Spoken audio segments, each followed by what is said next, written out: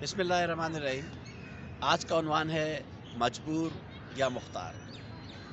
ये इंतहाई हसास और बहुत ही तवज्जो तलब मौजू है। इस पे बहुत बहस हुई है, दीनी हवाले से भी, दुनियावी हवाले से भी।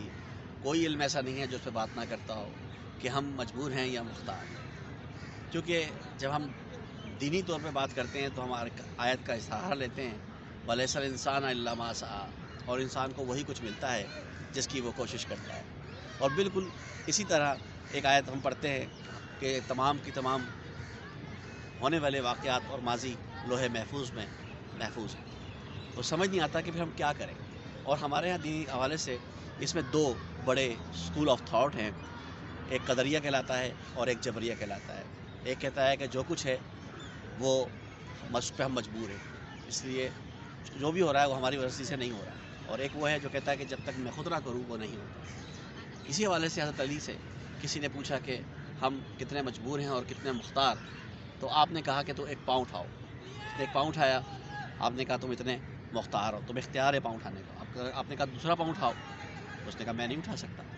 तो आपने कहा तुम इतने ही मजबूर हो। तो ज़िंदगी के अंदर हर मौजू पर आप सोच लें, बहुत सारी बातें बचपन से लेकर अब तक आपको अपनी मर्ज़ी का ये चेहरा नहीं मिला, ये बॉडी नहीं मिली, ये लहजा, ये अल्फाज, ये रंगो नस्ल, माँ बाप, बहन भाई, ये सब आपको अपनी मर्ज़ी से नहीं मिला। यहाँ मजबूर हैं।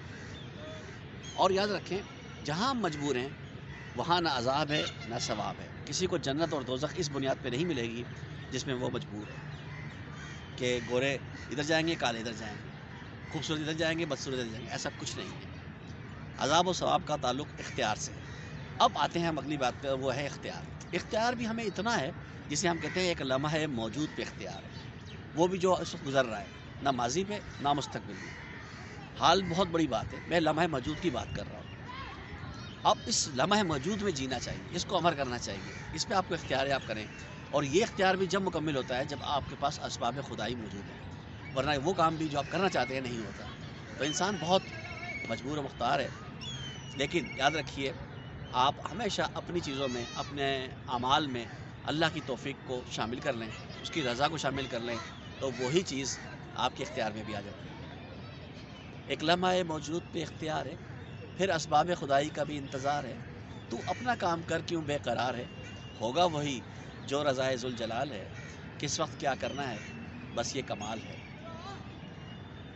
उम्मीद है इस हवाले से आप इसकी एग्जांपल भी ले सकते हैं कि जब मैं कोई निवाला उठाता हूँ खाने के लिए तो मुझे इख्तियार है, लेकिन जब वो निवाला चबा लेता हूँ तो अब मुझे इख्तियार नहीं है। अब अंदर क्या होगा मैं नहीं जानता।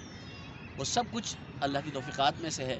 यही वजह है कि एक ही चीज़ हम खाते हैं, या डॉक्टर 10 मरीज़ों का इलाज करता है और सेम बीमार हैं, एक ही बीमारी में मरीज़ हैं, उसके बावजूद भी हर एक उससे अफाका नहीं होता, हर एक को शफा नहीं होती। इसका मतलब ये है कि चीज़ सब कुछ सही है, असबाब भी मौजूद हैं, लेकिन जब तक उसकी रज़ा शामिल नहीं होगी हमें अपने इख्तियार होने का भी फ़ायदा कुछ नहीं। लेकिन जहाँ जहाँ अच्छे बुरे की तमीज़ है, शराब भी रखी है, शरबत भी रखा है, अच्छा काम भी है, बुरा काम भी है, मुस्बत भी है, मनफी भी है, ये तो आपने चुनना है ना। बस इसी के ऊपर सवाब व अज़ाब है और इस पे ही इख्तियार है। और इसीलिए आपको ये इतनी अहम तरीन अल्लाह ने अक़ल से नवाजा है और क़ुव्वत दी है और इख्तियार दिया है। तो देखें आप किस नतीजे पहुँचते हैं और आप किस चीज़ के अहल बनते हैं मुस्तक़बिल में, अपने अमालों की बुनियाद पर और अपनी नीयत की बुनियाद पर। मुज़फ़्फ़र आकाश, लाहौर। अल्लाह निगहबान।